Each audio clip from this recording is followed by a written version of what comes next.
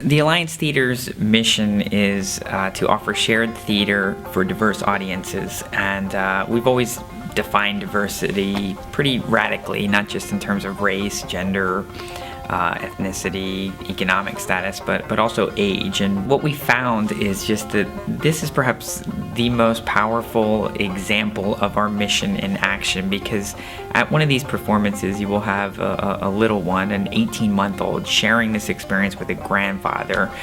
You'll have typically developing kids sharing it with the special needs audience, and just everyone is welcome at the table in this space when they come into this performance. This is intended for children that are 2 and up, maybe even younger than 2. And it offers an opportunity for kids to make noise and wiggle and talk and ask questions and come up on the stage with us. It's not as restrictive as theater seems to get the older you get. It's not about sitting still and listening. It's more about interacting and becoming a part of the show. And I think it's a great way to introduce at a very young age that theater is not a scary or daunting thing. So when we have our interactive moments, they really have to be like organized chaos. We set it up and make it okay for the kids to come out on stage. One brilliant moment is the butterflies. A little butterfly is found in Dee Dee's coat jacket, and she pulls it out and it leads her to this whole blanket filled with butterflies, and the kids don't know that the butterflies are there. So they're waiting the entire time for what is it, 1, 2, 3, and it's butterflies everywhere, little finger puppets. And I swear, at first the kids are like, are we supposed to go? Are we, yeah.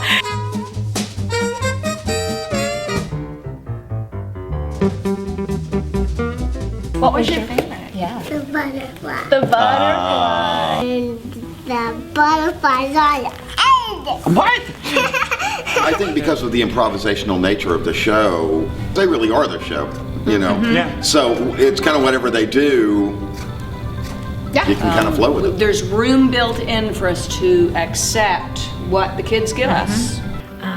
I've never worked with any form of theater that breaks the fourth wall as effectively as this does, and yet as theater artists, that's what we always want to do, whether it's for adults or young people of any age, is we want to break that wall and connect the audience to the material, connect the audience to what's going on between the characters on the stage. To me, the very first date we did the bilingual show, there was this Hispanic kid. And when I started speaking Spanish, his eyes just like, it was crazy. Spider en la cabeza. To be exposed in a show that there's literally both languages, I think I just never expected that. Earlier on in our run, we had a couple of schools that were made up primarily of Hispanic kids, and there is no way to describe how excited they were to hear Spanish in the show. Also, really reaching out into the arena of special needs children who also feel very included in the piece. We're going to be doing a lot more playing for those audiences and discovering what it is this does for them, because we've already had some success with that. So it's like the gift that keeps on giving. We keep discovering different ways that it's reaching different audiences. The thing that I think is good about this show is it appeals to all 5 senses. So I think it's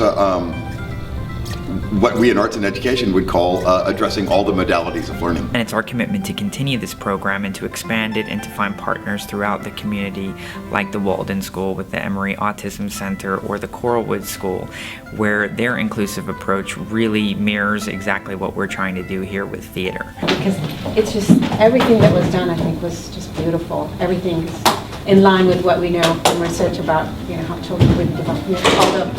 To me, this is what, you bring these kids into a rich environment and you really stimulate something. So this form does that in such an exquisite way. It really invites them in, and one of the most beautiful things to watch is to see children come in the door and be reticent and sit by their parents or behind their parents, and then be drawn into the piece because storyline and character bring them in, and see them literally enter into the world of the play.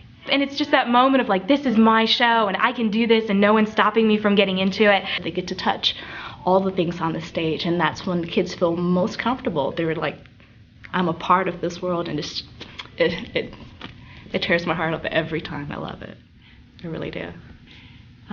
It's quite unique and quite wonderful.